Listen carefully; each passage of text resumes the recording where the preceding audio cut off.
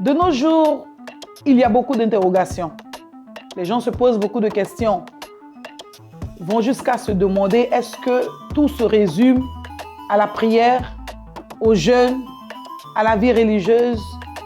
Et en ce jour, je viens répondre à cette interrogation en disant que tout n'est pas que prière. Bienvenue à notre émission Torrent de vie.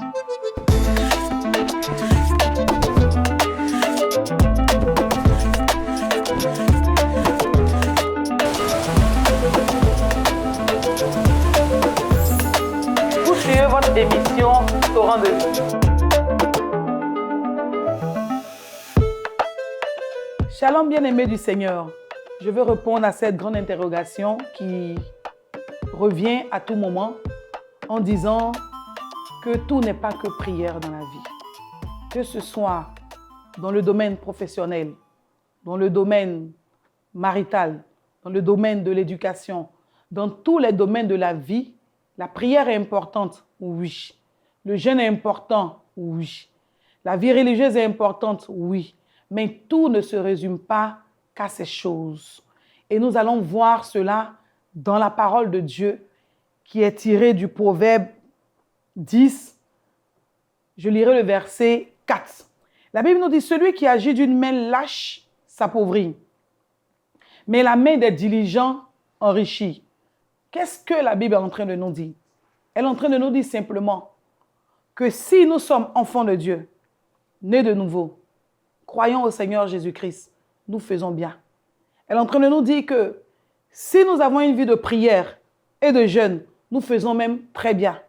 Mais en même temps, elle est en train de nous dire que si nous voulons réussir dans la vie, il y a des principes que nous devons suivre, qui sont des principes simples que nous négligeons parfois au profit de la prière ou du jeûne, mais qui sont des principes élémentaires pour pouvoir réussir. La Bible nous dit dans Proverbe que celui qui agit d'une main lâche, c'est-à-dire celui qui est nonchalant, qui est paresseux, il aura un résultat dans sa vie, c'est qu'il va s'appauvrir. Mais, à contrario, celui qui agit d'une main diligente, c'est-à-dire qui est actif, qui sait travailler, qui sait trouver des solutions, qui sait apporter des solutions, par contre, lui, il aura une particularité, c'est qu'il pourra s'enrichir dans le travail qu'il fait. Amen. Et aujourd'hui, c'est ce qui nous manque beaucoup. Aujourd'hui, on a affaire à des personnes, que ce soit des personnes adultes, que ce soit des jeunes, que ce soit des élèves. Le constat qu'on fait aujourd'hui, c'est qu'il y a beaucoup de paresse et de nonchalance. On se dit que si j'ai jeûné, si j'ai prié, si je crois au Seigneur Jésus, c'est suffisant. Je peux croiser mes mains et prier du matin au soir, ne pas étudier et jeûner et aller à l'examen espérant réussir à mon examen. Les gens croient que je peux ne pas étudier et venir voir le pasteur ou la servante de Dieu pour m'imposer les mains et à cause de cette action, la réussite va se faire. Ce n'est pas comme ça que ça marche. Des personnes croient qu'elles peuvent être nonchalantes à leur travail, ne pas donner les résultats que les patrons attendent. Et puis parce qu'elles croient au Seigneur Jésus, ou bien parce qu'elles ont une vie de prière et de jeûne, elles vont s'enrichir. Ça ne marche pas comme ça. La Bible même nous interpelle en nous disant que si nous voulons nous enrichir, nous devons avoir des mains actives. Les mains actives, c'est les mains qui savent travailler et travailler bien. Parce qu'une chose est de travailler, mais une autre chose est de bien travailler. Mais le constat qu'on fait aujourd'hui, c'est que beaucoup de personnes travaillent, mais très peu travaillent bien. D'où la minorité des personnes qui sont prospères. Mais vous pouvez changer la donne simplement si vous changez de mentalité et si vous changez de comportement. Amen. La Bible va nous dire quelque chose d'intéressant. La Bible dit, si tu vois un homme habile dans son ouvrage, il se tient auprès des rois. Il ne se tient pas auprès des gens obscurs. Frères et sœurs, j'aimerais vous dire, vous voulez prospérer, c'est une très bonne chose. Vous voulez réussir, c'est normal, c'est même divin. Vous voulez vous enrichir, ce n'est pas satanique, c'est divin. Mais il y a des principes pour pouvoir réussir. On n'a pas besoin de rentrer dans le faux pour réussir. Le seul conseil que le Seigneur nous donne, lui-même qui a créé le ciel et la terre, le seul conseil qu'il nous donne, c'est que nous soyons habile. Et c'est ce que Proverbe 22, 29 nous dit.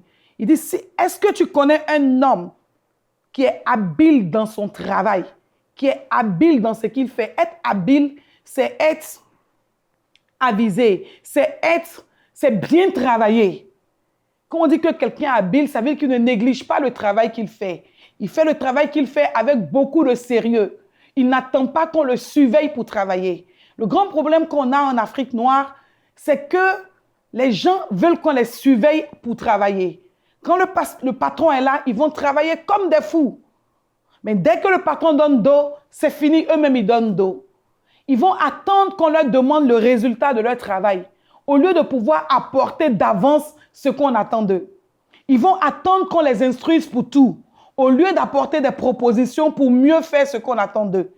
D'où la frustration qu'on a aujourd'hui des personnes qui font beaucoup d'efforts, mais qui ne se voient pas réussir. Parce qu'ils ne font pas l'effort qu'il faut.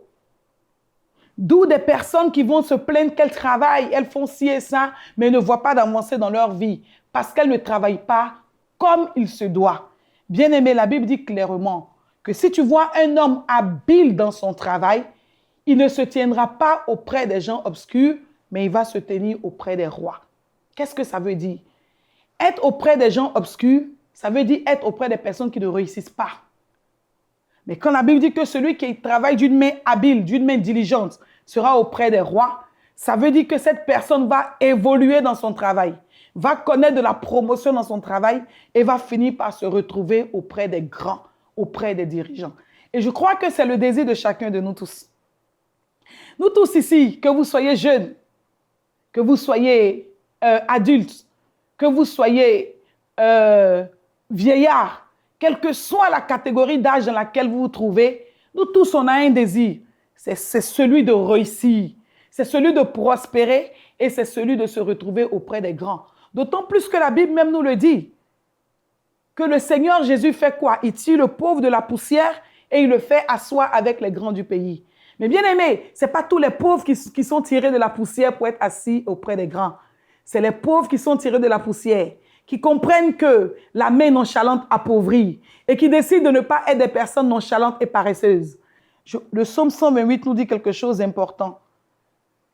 Il dit, « Heureux tout homme qui craint l'Éternel et qui marche dans ses voies. » Je vais dire à quelqu'un en ce jour, tu crois en Dieu, c'est bon. Tu crois au Seigneur Jésus, c'est bon. Tu as donné ta vie à Jésus ou tu ne connais même pas le Seigneur Jésus. Je veux juste te dire qu'il est la solution. Avec lui, tu n'as pas besoin de faire un sacrifice de mouton pour t'enrichir. Tu n'as pas besoin de faire un sacrifice de mouton ou de bœuf ou un sacrifice humain ou un sacrifice quelconque pour pouvoir prospérer. Avec lui, tu n'as pas besoin de faire un sacrifice pour avoir un porte-monnaie magique. Avec lui, tu as juste besoin de croire de tout ton cœur, de l'accepter dans ta vie et de le craindre. Et voici les promesses qu'il donne. Il dit que tu seras heureux. En plus de ça, tu vas jouir du travail de tes mains. Ta femme sera comme une vigne féconde dans ta maison. Et tes enfants seront comme des plants d'olivier. Ça veut dire que tes enfants seront en bonne santé. Bien-aimés, toutes ces choses sont des promesses de Dieu, mais qui s'accomplissent dans le respect des principes divins. Je veux dire aujourd'hui, pour finir, s'il vous plaît, tout n'est pas que prière. En plus de la prière, il faut ajouter à votre vie la diligence. Il faut rejeter de votre vie la paresse, les plaintes, les murmures.